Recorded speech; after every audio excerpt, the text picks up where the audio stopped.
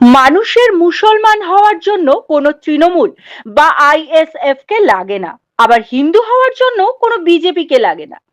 পশ্চিমবঙ্গের সনাতন বা হিন্দু ধর্মের জন্য কোনোদিন বিজেপি কে দরকার হয়নি। রাজনীতি রাজনীতির জায়গায়, ধর্ম ধর্মের জায়গায়।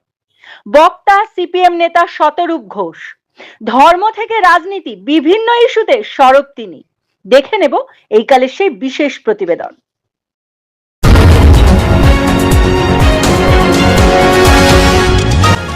আপনারা দেখছেন এইকাল.in, সঙ্গে থাকুন, ভরসা রাখুন।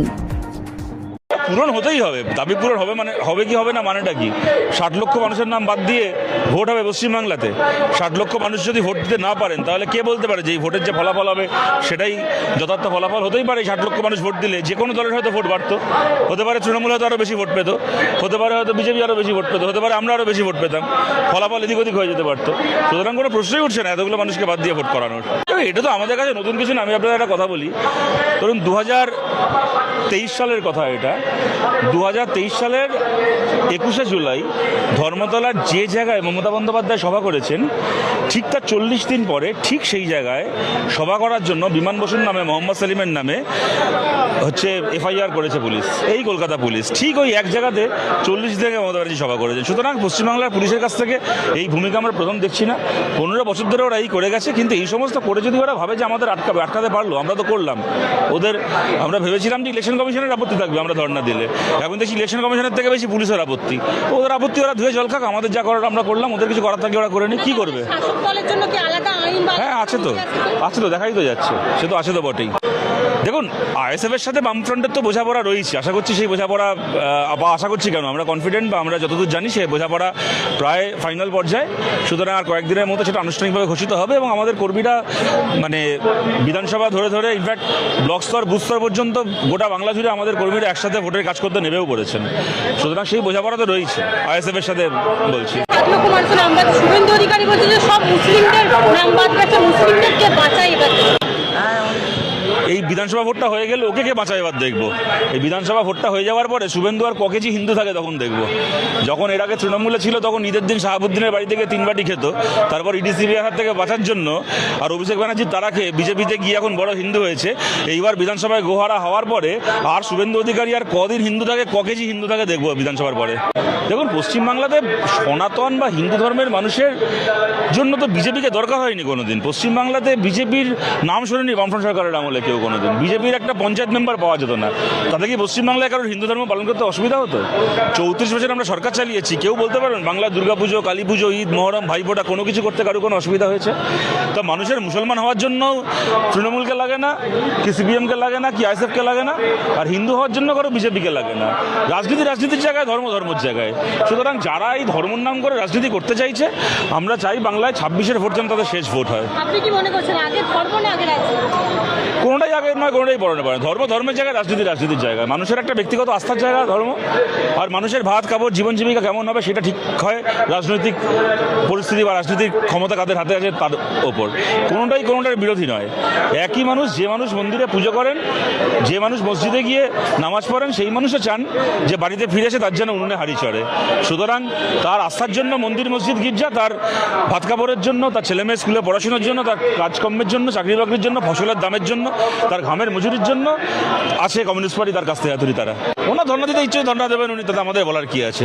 দেখুন, মুখ্যমন্ত্রী এসআইআর প্রক্রিয়া শুরু হওয়ার আগে উনি বলেছিলেন যে বাংলায় উনি বেঁচে থাকতে নাকি এসআইআর হবে না। আর আমি জানি না উনি এখনো বেঁচে আছেন, এর মধ্যে মরে পড়ে গেছেন। এসআইআর তো বাংলায় হয়ে গেল, এখন আপনি বলছেন উনি কালকে ধর্ণা দেবেন, তার মানে উনি এখনো বেঁচে আছেন। কি করে বেঁচে আছেন জানি না। ওনার জায়গায় অন্য কেউ থাকলে তো লজ্জায় মরে যেত একদিনে। এত বড় বড় কথা বলার পরে, সুপ্রিম কোর্টে গিয়ে এত নাটকবাজি করার পরে 60 লক্ষ মানুষের নাম এখন ঝুলে আছে, আর এত লক্ষ মানুষের নাম বাদ চলে গেল, অন্যায়ভাবে বাদ চলে গেল। এখানে উপস্থিত আছে, এখন আমি নাম করে বলবো না আপনাদের সামনে, একজন সাংবাদিক একটু আগে এসে বলে গেল, এটা কভার করতে এসছে, আমাদের মিছিলে আসেনি, একজন সাংবাদিক তিনি, বাংলার একটা অত্যন্ত পুরনো, একটা অত্যন্ত বড় খবরের কাগজের সাংবাদিক তিনি, এসে এখন বলে গেলেন তার গোটা পরিবারের নাম আছে, তার বোনকে আর তাকে হিয়ারিং হিয়ারিংয়ে ডাকা হয়েছে, তার বোনের নাম রয়েছে, বাবা মায়ের নাম রয়েছে, তার নামটা বাদ দিয়ে দেওয়া হয়েছে লিস্ট থেকে, ডিলিটেড হয়ে গেছে তার নাম। সুতরাং এই যে জিনিসগুলো হয়েছে বাংলায় কী করে হলো? মমতা বন্দ্যোপাধ্যায় থাকতে দেখুন, আমি একটা কথা বলি আপনাদেরকে, রাজনৈতিক দল, একজন রাজনৈতিক নেত্রী সে চেষ্টা করবে নিজের মতো করে রাজনীতি করার, তার জন্য মমতা ব্যানার্জিকে দোষ দিচ্ছি না, কিন্তু কোনো একটা জায়গায় তো রাজনীতির ঊর্ধ্বে মানুষের জন্য সঠিক দায়িত্বটা পালন করতে হবে। আজকে আমরা এখানে কোনো ক্ষমতায় নেই, আমাদের ধর্ণা দেওয়া, মিটিং করা, মিছিল করা ছাড়া আমাদের হাতে আর কিছু করার মতো নেই, আমরা এই কাজটা করছি। কিন্তু বলুন তো, যার হাতে সরকার রয়েছে তার কাজ কি খালি ধর্ণা দেওয়া আর সুপ্রিম কোর্টে গিয়ে নাটকবাজি করা? যার হাতে সরকার রয়েছে সেই সরকারটাকে ব্যবহার করে চাইলে পারতেন না মানুষগুলোকে? কেরালায় আমাদের সরকার রয়েছে, কই কেরালায় তো পিনারাই বিজয়নকে সুপ্রিম কোর্টে গিয়ে নাটকও করতে হয়নি আর রাস্তায় গিয়ে ধর্ণাও দিতে হয়নি। পিনারাই বিজয়ন কি করলেন? যেদিন এসআইআর ঘোষিত হলো, পিনারাই বিজয়ন নিজের বিএলও, সরকারি কর্মচারী, এআরও, এইআরও দিয়ে একেবারে দায়িত্ব নিয়ে গোটা এসআইআর প্রক্রিয়াটাকে নিজের কন্ট্রোলের মধ্যে নিয়ে নিলেন। নিয়ে তারপরে কি করলেন? উনি নিশ্চিত করলেন বিজেপি যাই চাক না কেন, ইলেকশন কমিশন যাই চাক না কেন, কেরালায় যেন একজনও মানুষের নাম অন্যায়ভাবে ডিলিটেড না হয়। এবং হলো না। কেরালা এমন একটা রাজ্য যেখানে 30%-এর বেশি মুসলিম মানুষ আছেন, বাংলার থেকে বেশি মুসলিম জনসংখ্যা কেরালায়। কেরালায় 18%-এর ওপর খ্রিস্টান মানুষ রয়েছেন কেরালায়। অর্ধেকের কাছাকাছি মানুষ হিসাব করলে দেখা যাবে ধর্মীয় সংখ্যালঘু সম্প্রদায়, মানে 45-46%-এর ওপর মানুষ তারা ধর্মীয় সংখ্যালঘু। তারপরও সেই রাজ্যে একজন মানুষের নামও ইলেকশন কমিশন কি বিজেপি বাদ দিতে পারেনি অন্যায়ভাবে লিস্ট থেকে। আবার এটাও যেমন সত্যি তেমন আবার এইটাও সত্যি, একজনও মৃত মানুষের নাম জোর করে লিস্টে রেখে দেওয়া হয়নি, একজনও স্থানান্তরিত মানুষের নাম লিস্টে রেখে দেওয়া হয়নি। স্বচ্ছভাবে এসআইআর প্রক্রিয়া শেষ হয়ে যে নামগুলোর বাদ যাওয়া তাদের নাম বাদ গেছে, প্রত্যেকজন জেনুইন ভোটারের নাম লিস্টে রয়েছে।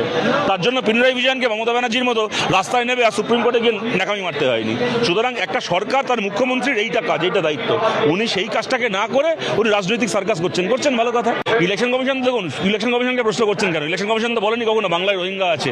শুভেন্দু অধিকারীকে জিজ্ঞেস করুন বাংলায় রোহিঙ্গার নামের তালিকাটা কোথায় পাওয়া যাবে, ওর বাড়িতে না ওর অফিসে কোথায় পাওয়া যাবে বাংলায়? 1,20,00,000 রোহিঙ্গা আছে বলেছিল বাংলায়, 1,20,00,000 রোহিঙ্গার তালিকা ইলেকশন কমিশন তো এত লিস্ট বার করলো। এবার আবেদন করছে শুভেন্দু অধিকারীর কাছে, 1,20,00,000 রোহিঙ্গার নামটা কোথায় পাওয়া যাবে তালিকাটা দিন। আর ওই শান্তনু ঠাকুরের দেওয়া কি মতুয়া আই কার্ড বলে কি একটা চোতা দিয়েছিল লোককে 2,000 টাকা করে নিয়ে, কি নাকি মতুয়া আই কার্ড, ওই মতুয়া আই কার্ড দেখিয়ে কজন মতুয়ার নাম লিস্টে উঠেছে সেই লিস্টটাকে দিন, ক্ষমতা থাকলে লিস্টটাকে দিই করা।